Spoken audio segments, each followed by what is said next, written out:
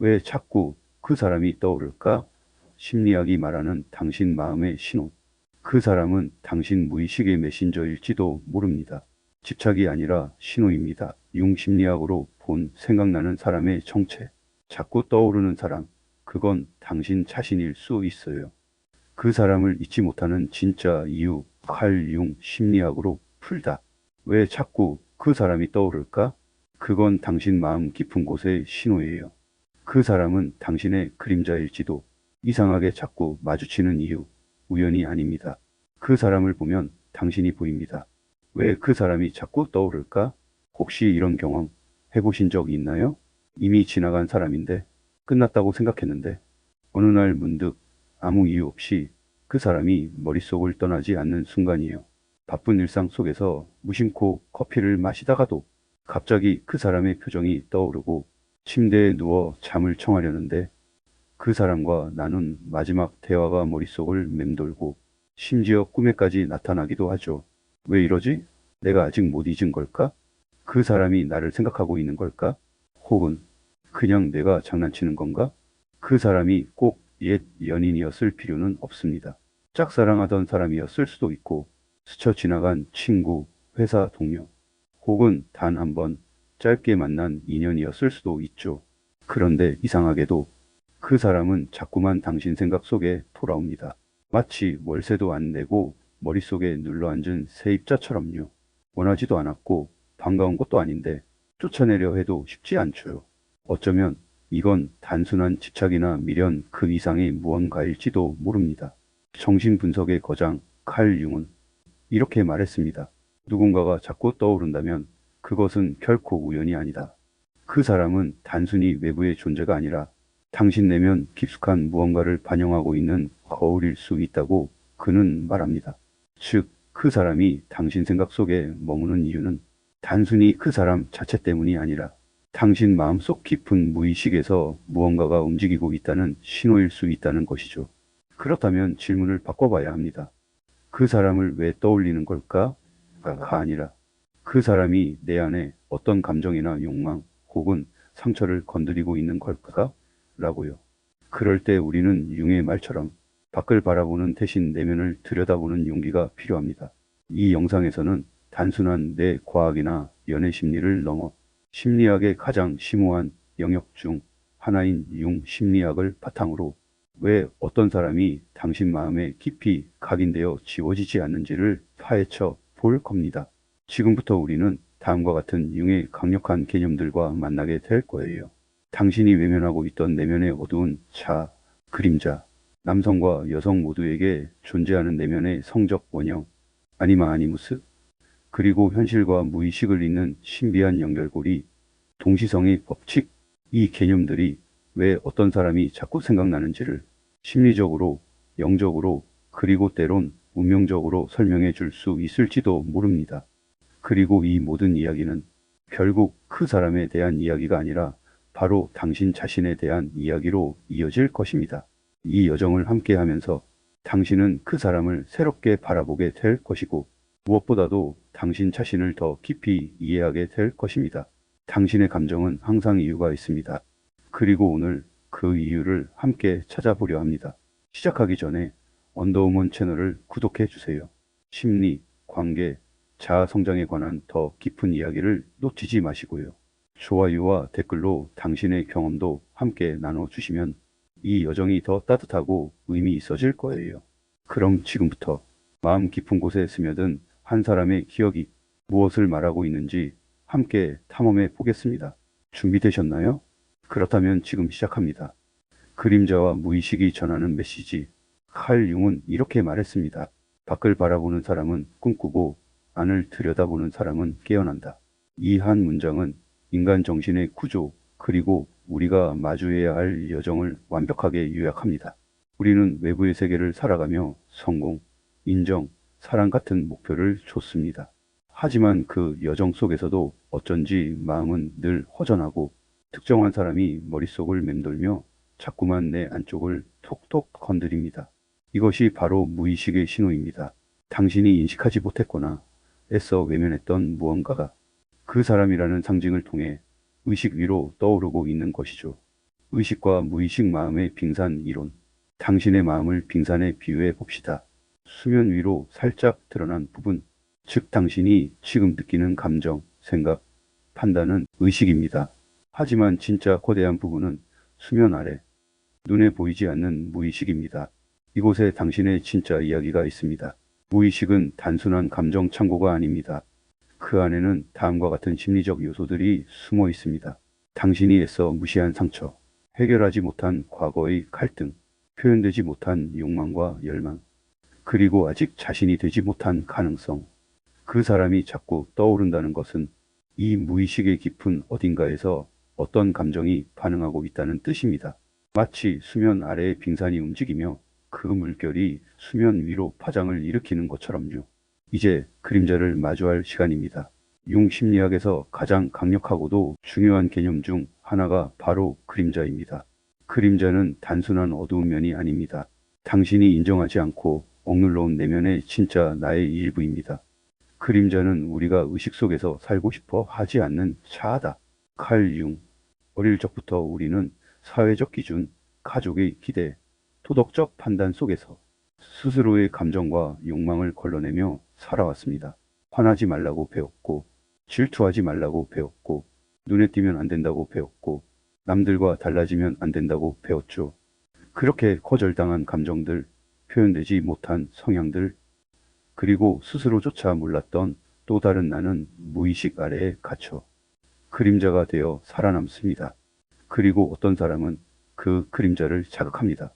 자꾸 생각나는 그 사람, 사실은 당신 그림자의 거울일 수 있습니다. 그 사람의 자신감에 끌린다면 당신 안에 억눌린 자신감, 표현되지 못한 힘이 있다는 뜻입니다. 그 사람의 창의성이 부러웠다면 사실 당신도 오래전부터 무언가를 창조하고 싶었던 사람일 수 있습니다. 그 사람이 당신을 화나게 한다면 그 사람이 보여주는 태도가 당신 안에 억눌린 성향을 자극하는 걸 수 있습니다. 예를 들어 너무 자기 중심적인 사람이 싫다면 사실 당신 안에도 나도 내 감정 좀 챙기고 싶다는 억눌린 욕망이 있을지도 모르죠. 융은 이렇게 말했습니다. 우리가 다른 사람에게서 가장 비판하는 특성은 종종 우리 안에서 받아들이지 못한 모습이다. 결국 그 사람은 단순한 인물이 아니라 무의식이 의식에게 보내는 메신저일 수 있습니다. 여기 좀 봐줘. 나 아직 여기 있어. 이제 나 좀 알아줘. 그래야 내가 온전해질 수 있어. 그 사람을 통해 진짜 나를 본다. 지금부터 질문을 바꿔야 합니다. 왜 그 사람 생각이 자꾸 나지? 그 사람이 내 안에 어떤 감정을 일깨우는 걸까? 그 사람이 나에게 어떤 진실을 말해주고 있는 걸까? 나는 내 그림자를 얼마나 받아들이고 있을까? 융은 진정한 깨달음은 빛을 상상함으로 얻어지는 것이 아니라 어둠을 의식함으로써 시작된다고 했습니다. 그림자는 두려움의 대상이 아닙니다. 오히려 그림자를 직면할 용기가 있을 때 당신은 진짜 자신을 마주하게 됩니다. 그림자는 당신의 결함이 아니라 당신의 잠재력일 수 있기 때문입니다. 당신의 무의식은 이미 알고 있다. 무의식은 언제나 알고 있습니다.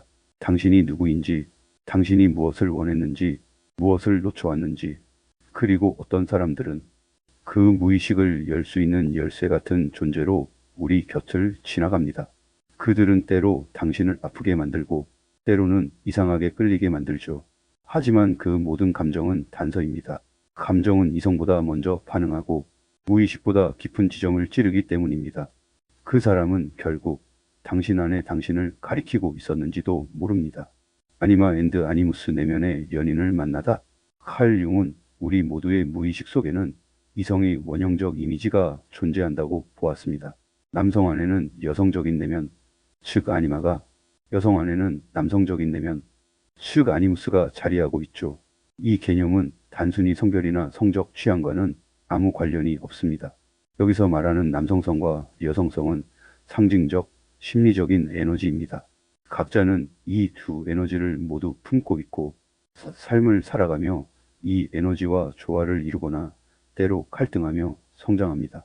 아니마 남성 내면의 여성성. 아니마는 남성 무의식 속에 존재하는 감성, 직관, 수용성, 감정의 깊이 같은 특성을 대표합니다. 어릴 적 남성은 어머니와의 관계를 통해 처음으로 여성성을 경험하게 됩니다. 이후 성장하면서 다양한 여성과의 관계, 감정의 흔적, 그리고 어떤 사람들은 그 무의식을 열수 있는 열쇠 같은 존재로 우리 곁을 지나갑니다. 그림자는 단순히 인물이 아니라 무의식이 의식에게 보내는 메신저일 수 있습니다. 그리고 어떤 사람은 그 무의식을 의식의 메신저로 받아들이고 억눌린 욕망들이 무의식 속 아니마 이미지를 형성합니다. 당신이 어떤 여성에게 강렬하게 끌린다면 그 사람은 단순한 누군가가 아니라 당신 무의식 속 이상화된 아니마 이미지와 공용하고 있을 가능성이 있습니다.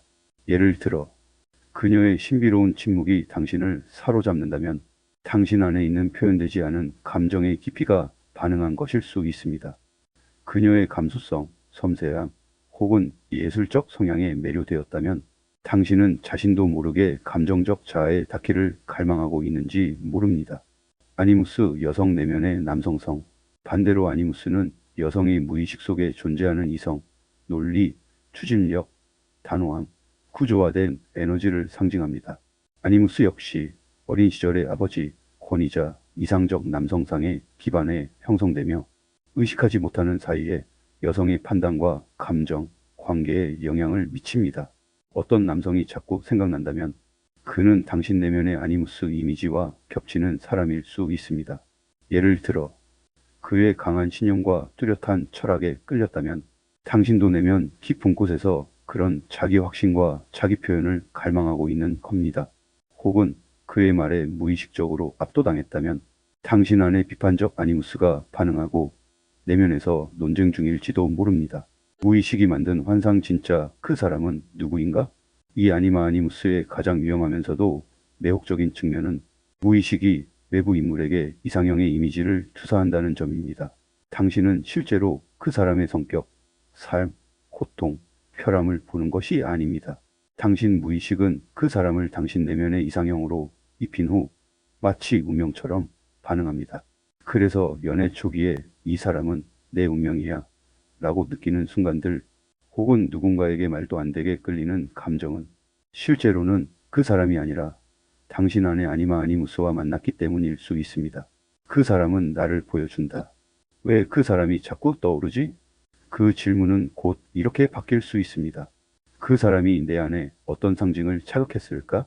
나는 지금 내 내면의 어떤 특성과 대면하려는 걸까?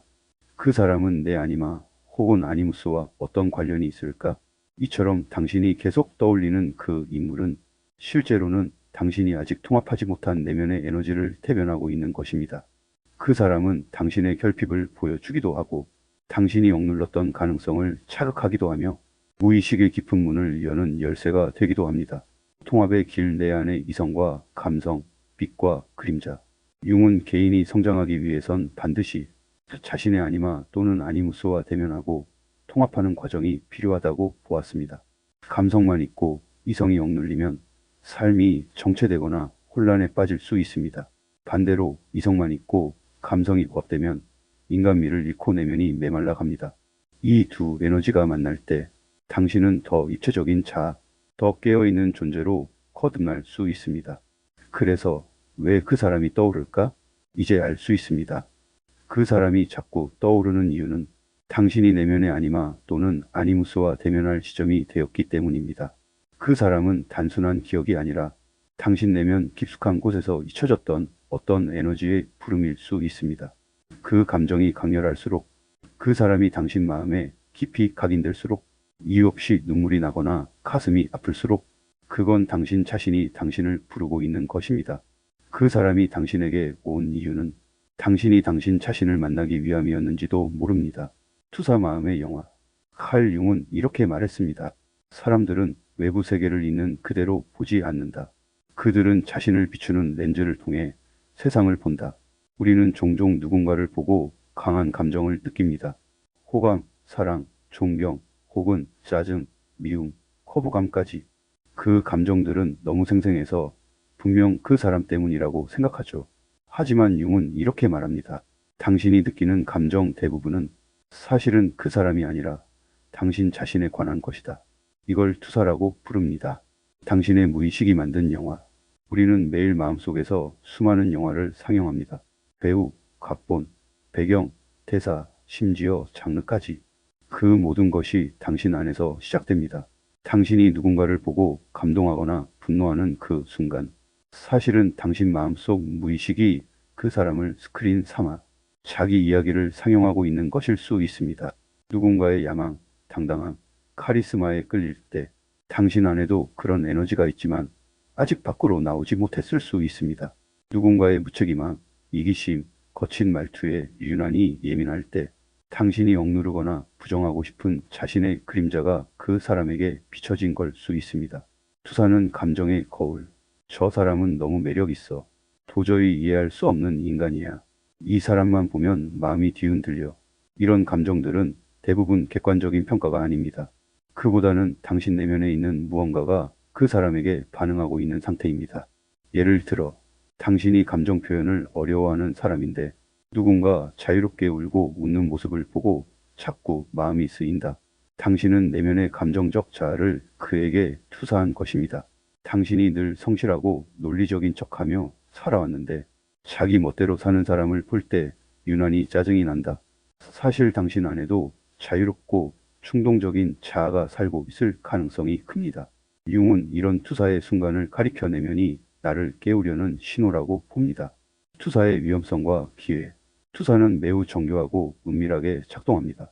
그래서 우리는 흔히 그 사람이 문제야라고 착각합니다.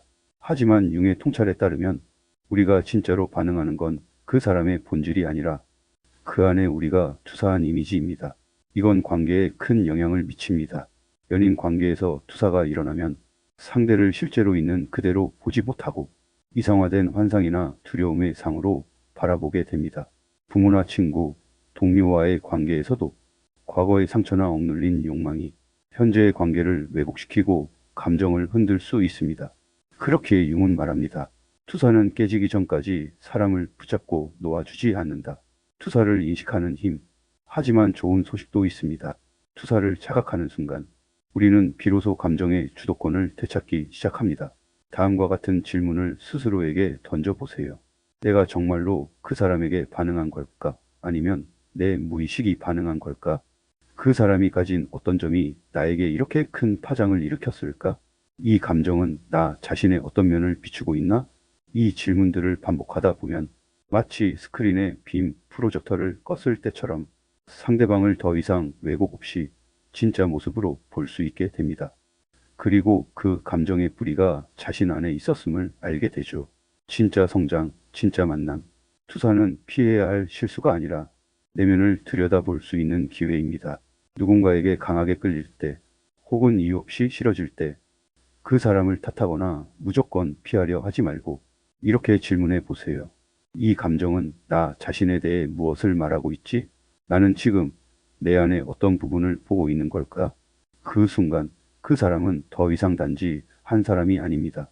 그는 당신 내면의 풍경, 당신 그림자의 일부, 혹은 아직 깨어나지 않은 가능성을 대리로 연기해주는 배우가 되는 거죠. 당신이 자주 떠올리는 그 사람, 사실은 당신 안에 숨겨져 있던 당신 자신일지도 모릅니다. 스크린을 끄고 조명을 켜보세요. 진짜 주인공은 지금 이 글을 읽고 있는 바로 당신입니다. 동시성 의미 있는 우연. 혹시 이런 경험 있으신가요? 문득 오래 잊고 지냈던 사람이 떠올랐는데 그날 밤 우연히 그의 메시지가 도착했다든가, 며칠째 마음속에서 맴돌던 사람이 갑작스럽게 길거리에서 당신을 지나쳐 갔다든가, 그 사람을 생각하며 듣던 음악이 마트 안 라디오에서 갑자기 흘러나온다든가. 이런 순간들 이상하지 않나요? 논리적으로 설명할 수는 없지만 어쩐지 이건 그냥 우연은 아닌 것 같다는 느낌. 마치 우주가 조용히 당신을 바라보며 작은 신호 하나를 건넨 듯한 그 기묘한 일치.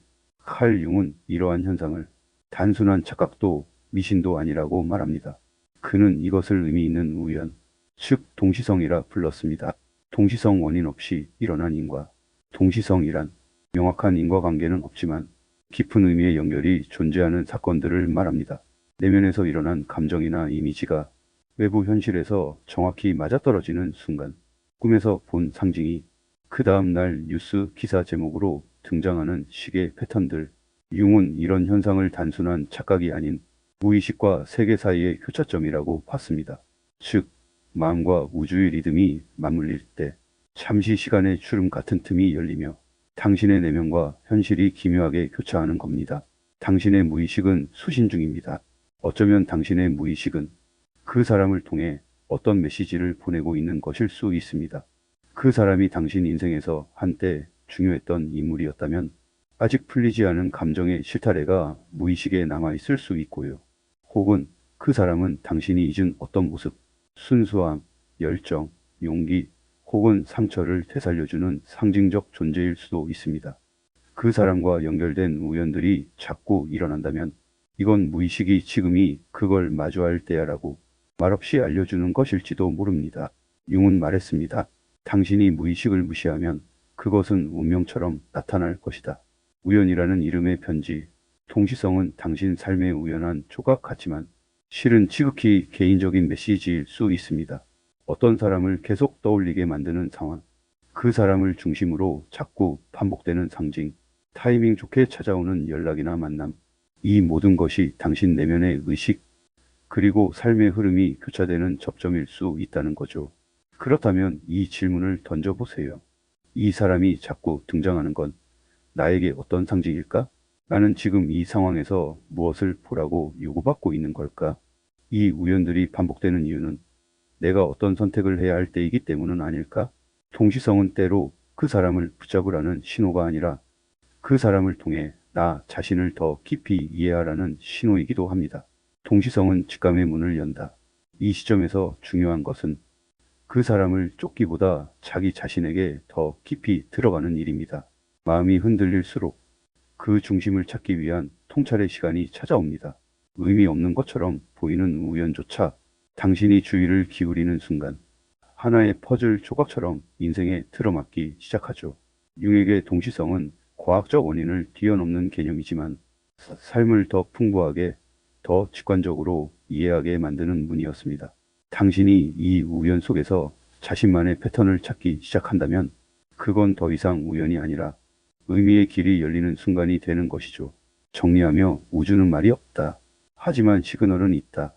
그 사람이 계속 떠오르고 그 이름이 자꾸 어디선가 들려오고 그 사람이 나타나는 꿈을 연속으로 꾸게 될 때 이건 단지 그 사람 때문만은 아닐 수도 있습니다. 이건 당신의 무의식이 지금 중요한 일이 진행 중이야라고 말없이 알려주는 것일 수 있어요. 그러니 멈춰서 자신에게 물어보세요. 나는 이 흐름 속에서 무엇을 알아채야 할까? 이 사람은 내 인생의 메시지인가? 거울인가? 아니면 문인가? 당신이 그 답을 찾는 순간 그 사람은 비로소 당신을 떠날 수도 있고 혹은 더 깊은 관계로 다시 다가올 수도 있을 겁니다. 하지만 그때는 당신이 완전히 다른 시선으로 그를 보게 될 것입니다.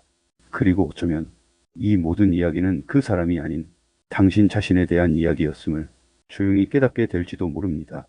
누군가가 자꾸 떠오르고 그 사람이 내 감정에 미묘한 영향을 미친다면 가장 먼저 해야 할 일은 그 사람을 잊으려 애쓰는 것이 아닙니다. 그 감정을 정확히 해독하는 것, 바로 이것이 자기 이해의 시작입니다. 그 사람은 어쩌면 당신 내면의 어떤 결핍, 욕망 혹은 상처를 비추는 심리적 거울일 수도 있으니까요. 1단계 되돌아보기 감정의 첫 실마리를 잡다. 먼저 스스로에게 이렇게 물어보세요. 그 사람을 떠올릴 때 어떤 감정이 드는가? 마음이 따뜻해지는가? 쓸쓸해지는가? 아니면 괜히 불편한가? 여기에서 중요한 건 좋고 나쁜 감정으로 나누지 않는 것입니다. 그저 있는 그대로 느끼는 감정을 알아차리는 겁니다. 예를 들어 존경, 매력, 안도감이 든다면 그 사람이 당신이 동경하는 성향을 지니고 있을 수 있습니다. 질투, 불편함, 분노가 든다면 그 감정은 억눌린 욕망이나 과거 상처의 반영일 수 있습니다. 무력감, 애착, 의존이 강하다면 그 사람은 당신 내면의 공허함이나 보호받고 싶은 마음을 건드렸을 가능성이 높습니다. 감정은 무의식의 언어입니다. 당신이 말로 설명할 수 없지만 느끼는 그 감정이 당신 안에서 대화하려는 자기 자신일 수 있습니다. 2단계 분석하기 감정의 뿌리를 파헤치다. 감정을 알아차렸다면 이제는 그 감정이 의미하는 내면의 진짜 목소리를 찾아야 할 때입니다. 이건 일종의 감정 해석 훈련입니다.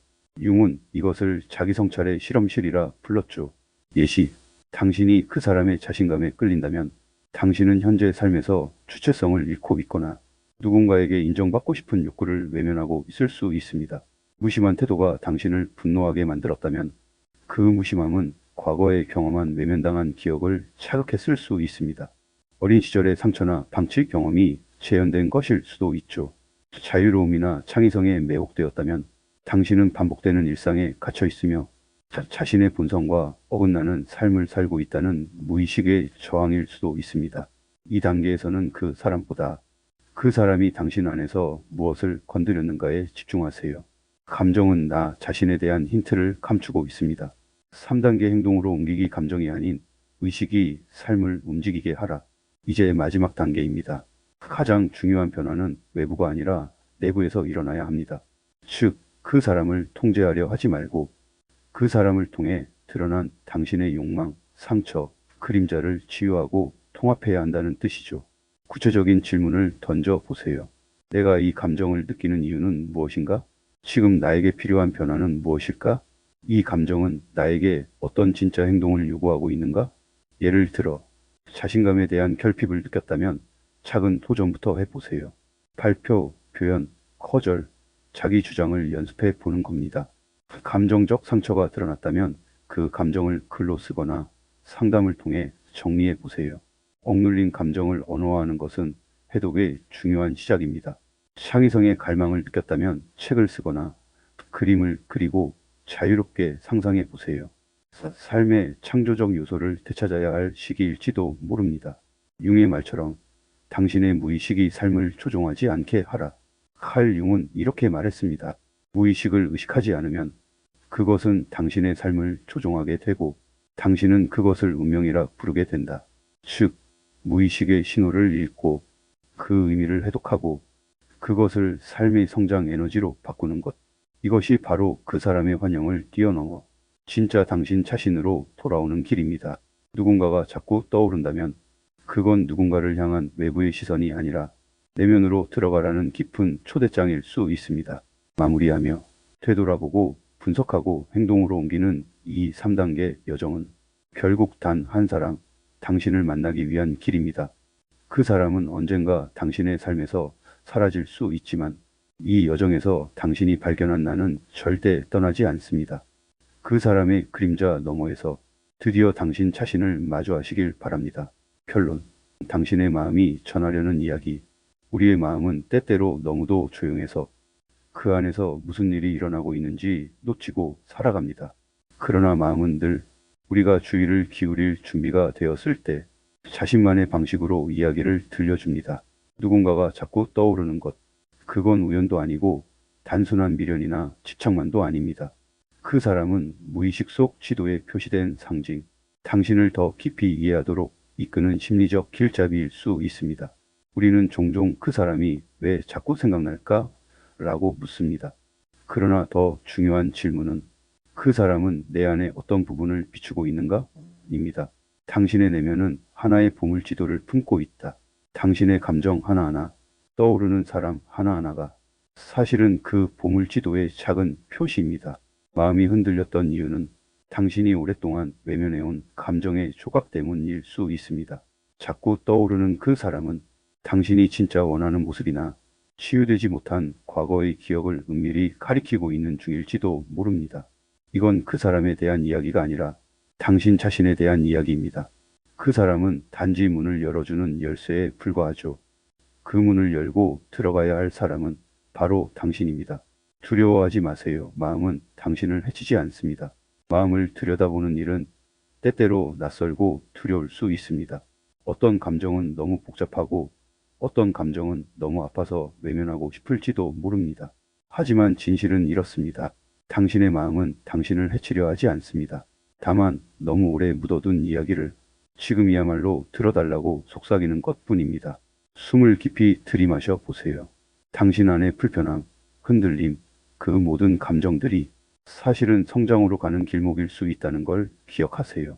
이 여정의 끝에서 마주하게 될 진짜나 당신이 이 과정을 통해 얻게 될 것은 누군가에 대한 미련의 해소도 아니고 누구를 잊기 위한 기술도 아닙니다. 진짜 당신 자신을 알아가는 것. 이것이야말로 이 여정의 가장 깊고도 근원적인 의미입니다. 누군가를 생각하며 시작했던 이 이야기는 결국 당신이 스스로를 돌아보게 된 계기가 됩니다. 그리고 언젠가 당신은 깨닫게 될 겁니다. 아, 그 사람을 통해 나는 결국 나 자신을 만나러 가고 있었구나. 마지막 한마디, 이 영상, 이 글이 당신 마음속 어딘가에 조용히 켜진 작은 등불이 되기를 바랍니다. 길을 잃은 밤에도 그 등불은 당신을 당신 자신에게로 다시 이끌어 줄 것입니다. 지금 이 순간 당신은 누군가를 생각하는 사람이 아니라 자신을 더 깊이 이해하고 있는 사람입니다. 그것만으로도 이미 변화는 시작된 것입니다.